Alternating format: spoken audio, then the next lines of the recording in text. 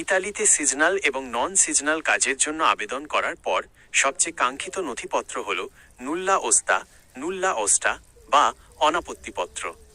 2024-2025 সালের স্পন্সর আইনের অধীনে বর্তমানে ইতালির বেশ কিছু শহরের প্রিফেক্টুরা থেকে নুল্লা ওস্তা ইস্যু করা শুরু হয়েছে। সাধারণত যে শহরগুলোতে শ্রমিকের চাহিদা বেশি এবং যেখানে আবেদন জমা কম পড়েছে সেখানকার কাজ কিছুটা দ্রুত হচ্ছে। বর্তমানে নিচের শহরগুলো থেকে নুল্লা ওস্তা পাওয়ার খবর সবচেয়ে বেশি আসছে।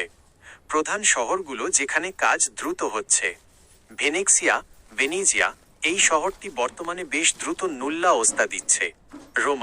রোমা, বড় শহর হওয়া সত্ত্বেও এখানে অনেক দপ্তরে কাজ দ্রুত এগোচ্ছে। মিলানে বিপুল সংখ্যক আবেদন থাকলেও ধারাবাহিকভাবে নুল্লা ওস্তা ইস্যু হচ্ছে। নাপোলি, দক্ষিণ ইতালির এই শহরে কৃষি এবং পর্যটন খাতে নুল্লা ওস্তা আসা শুরু হয়েছে। প্যাডোভা ও ত্রেভিজো, উত্তর ইতালির এই শিল্পাঞ্চলীয় শহরগুলোতেও কাজের গতি বেশ ভালো। ভেরোনা ও ফরলি, এখানে কৃষি কাজের সিজনাল নুল্লা ওস্তা দ্রুত রিলিজ হচ্ছে। নুল্লা ওস্তা পাওয়ার ক্ষেত্রে কিছু গুরুত্বপূর্ণ বিষয়: 1. আবেদনের ধরন। কৃষি কাজের অ্যাগ্রিকালচারাল জন্য নুল্লা ওস্তা সাধারণত আগেই ইস্যু করা হয়। এরপর আসে হোটেল বা পর্যটন এবং সবশেষে কনস্ট্রাকশন বা ট্রান্সপোর্ট সেক্টর। 2. ক্লিক ডের সিরিয়াল। যারা আবেদনের শুরুতে অর্থাৎ একদম প্রথম দিকে ক্লিক ডেতে আবেদন করতে পেরেছেন তাদের সিরিয়াল আগে আসছে। 3. কাগজপত্রের সঠিকতা।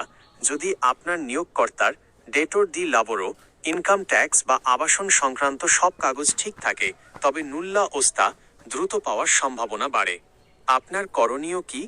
আপনার যদি আবেদন করা থাকে তবে সরাসরি নিয়োগকর্তা বা মালিকের সাথে নিয়মিত যোগাযোগ রাখুন, কারণ নুল্লা ওস্তা ইস্যু হওয়ার পর সেটি প্রথমে মালিকের ইমেইলে অথবা পোর্টালে পাঠানো হয়। তারা এটি ডাউনলোড করে আপনাকে পাঠালে তবেই আপনি বাংলাদেশে ইতালিয়ান অ্যাম্বাসিতে ভিসার জন্য আবেদন করতে পারবেন। আমি কি আপনার জন্য বর্তমান স্পন্সর আইনের প্রয়োজনীয় কাগজপত্র বা পরবর্তী ভিসা প্রসেসিং ধাপগুলো চেক করে দেব?